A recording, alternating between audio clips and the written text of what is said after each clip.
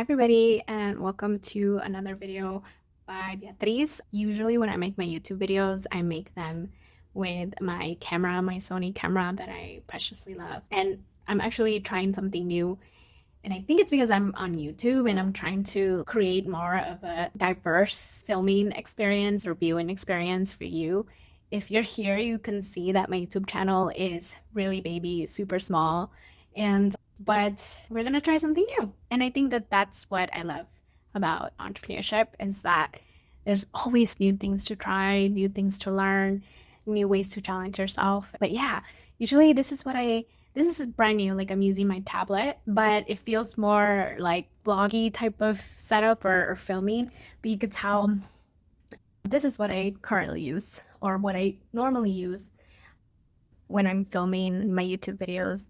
And if you go and see my other YouTube videos, you can see like I'm right in front of it and it's pretty up close. And I think it's because, I like to be close to my desk. I have a microphone and that's something that I'm like learning how to navigate.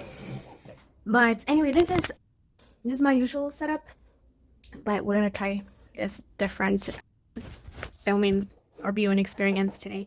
But what I want to talk to you today about is how to be the boss self that you want to be today. And if you've been thinking about starting a business, I highly, and if you're a Latina, if you're a woman of color, if you're any sort of BIPOC identity or you're queer, part of the LGBTQ community, trans, stick around, subscribe, and that's the population that I enjoy working with. I am a Latina. I am from South Central LA. My parents are from El Salvador.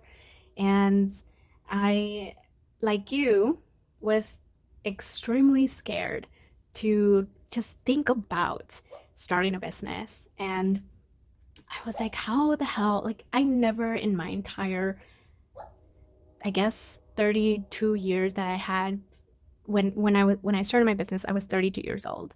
And in those 32 years, I'm now 35, so it's been 3 years.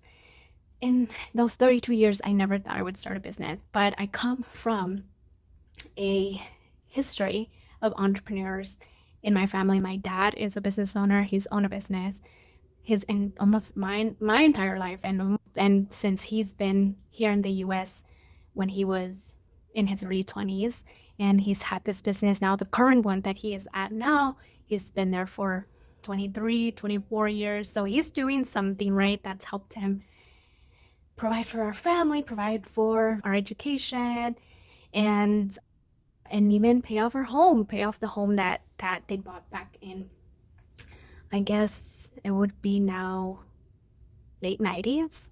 So, and that's something that he's been able to do, and I constantly remind him of that. And so if he can do it, you can do it. And I know that it feels extremely overwhelming to think about how do you even start a business. You have to be this leader, you have to know these strategies, you have to have all these skills. And the first thing that I would tell you is to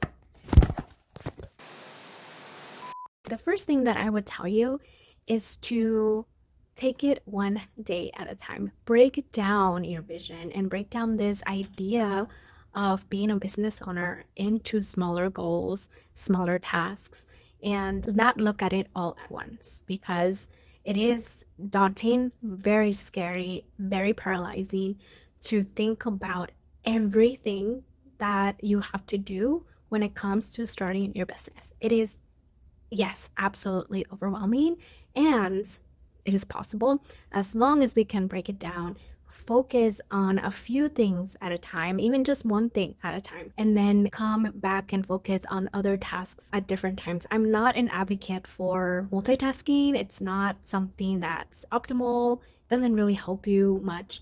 But when you can focus on one goal at a time, one task at a time, you can begin to take those small steps. It's just like running a marathon, right? Running a marathon sounds like an absolute feat, 26 miles. But if you think about it, one step gets you closer to the finish line. There's so many different ways strategies to break down a goal, to shift your mindset so that it's not paralyzing and it's not overwhelming, and to keep moving forward in the right direction. So breaking down this vision into digestible chunks is number one. The second thing that I would say is when you're deciding to start a business, it's a big decision. It requires commitment, it requires dedication, it requires a vision, it requires the motivation to keep going even when it's hard, because it will get hard.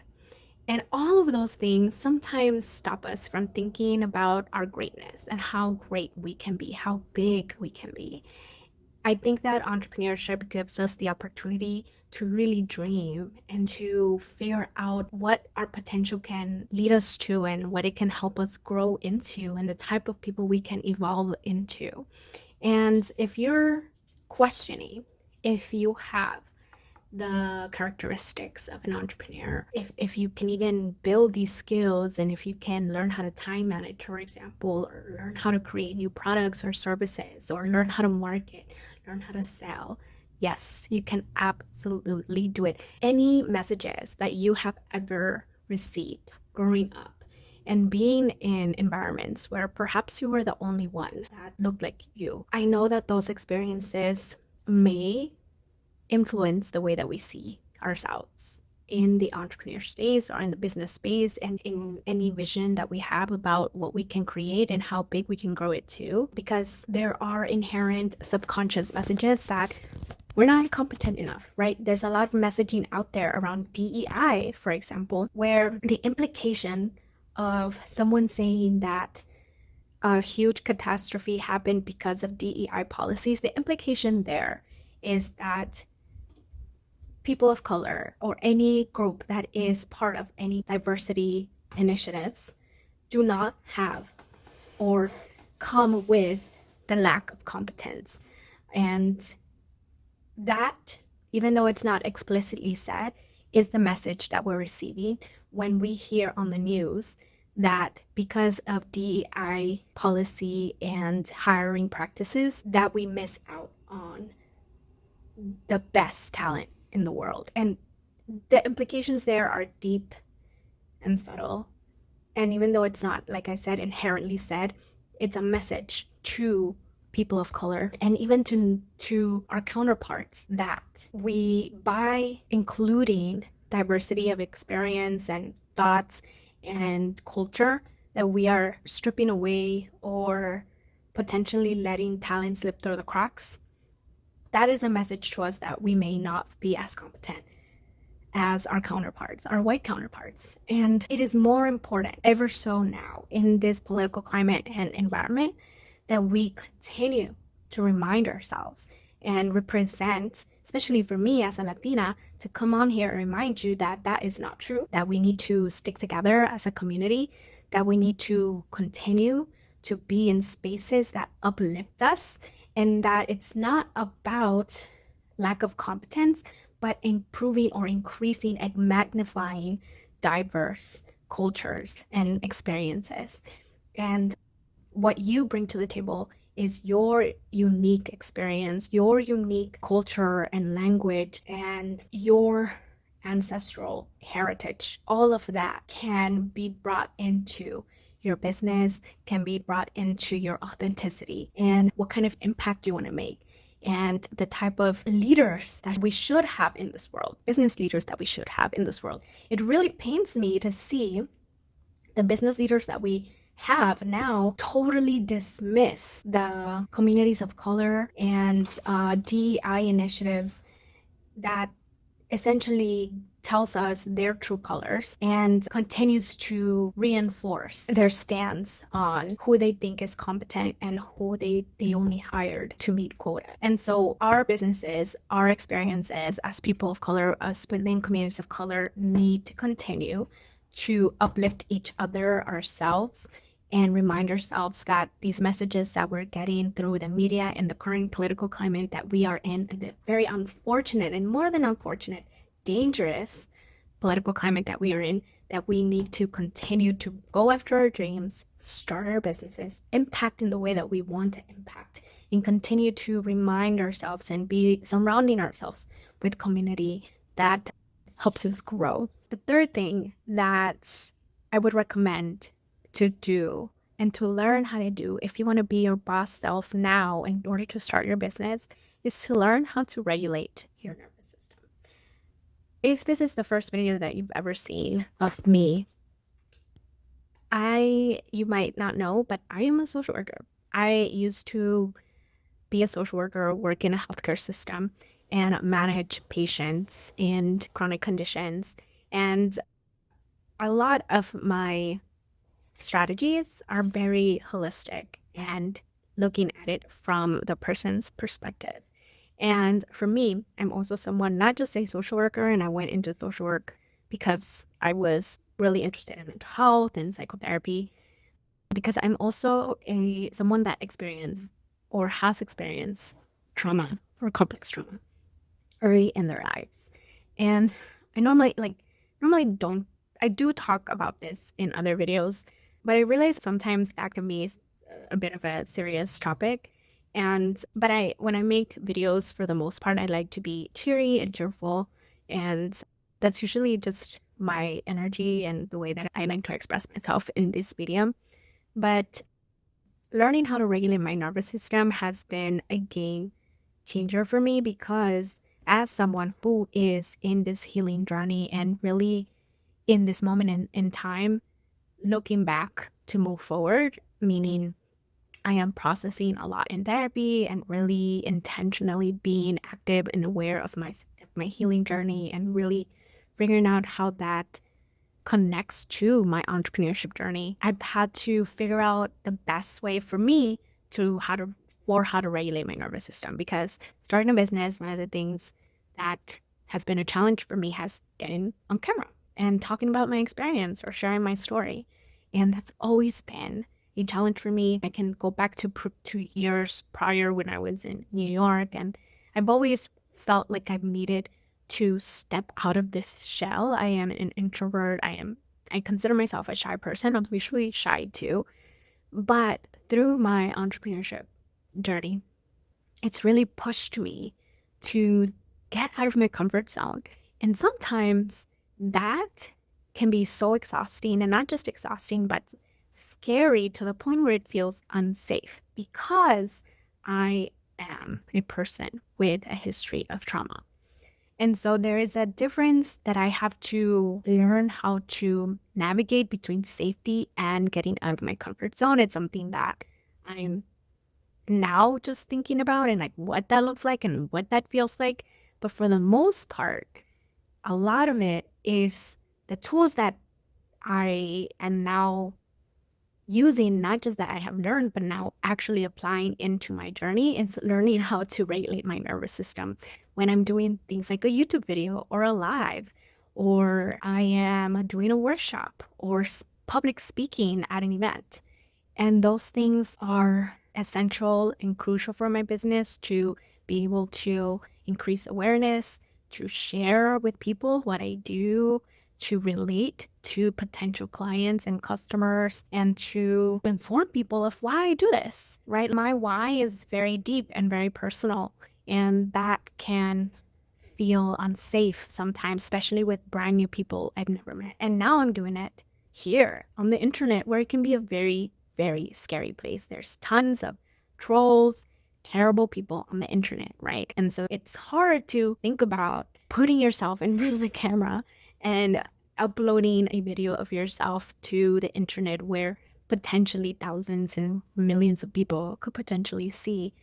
But maybe not even that many, but maybe like 3 or 5, and maybe out of those 5 people, one is a terrible person. How do you deal with that? But trust me, learning how to regulate your nervous system will help you get into your body and figure out the tools and how you practice really stepping out of your comfort zone in a way that is safe, in a way that is going to stretch you and challenge you to that next level. And one of my ways it's been a game changer, is to meditate. I have been meditating. We're in 2025. I started consistently meditating almost every day since the middle of January, I want to say, or probably even before that. I want to say like early January. Every day I've had to, like, I meditated since at least once a day.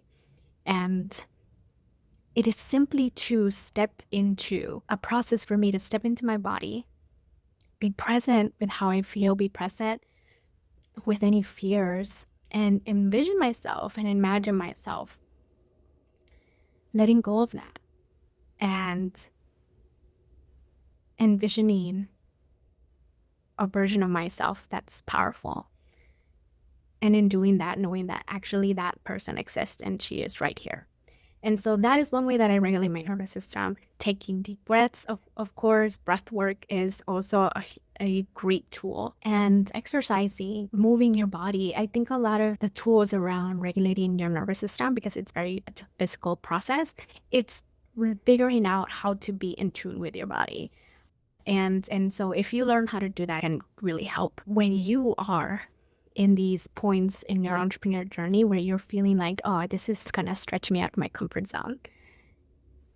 Making a YouTube video or doing a live on Instagram or starting a social media presence, just simply putting yourself out into a corner of the internet, that feels very vulnerable.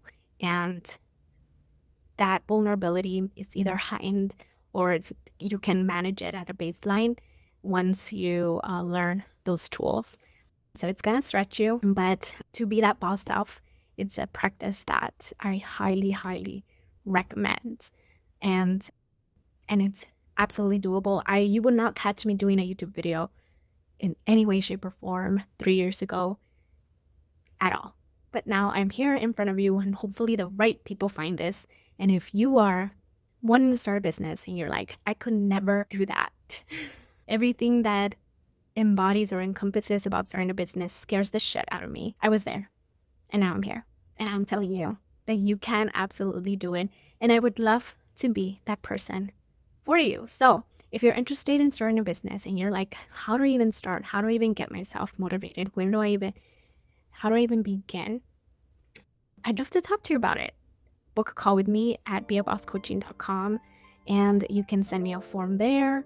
You can also follow me here on YouTube or follow me on Instagram. I'm also on TikTok, and I've been also active on LinkedIn. I'm on a bunch of platforms, but my favorite ones are here on YouTube, and of course my website. So come on over to my website, sign up to be part of my newsletter.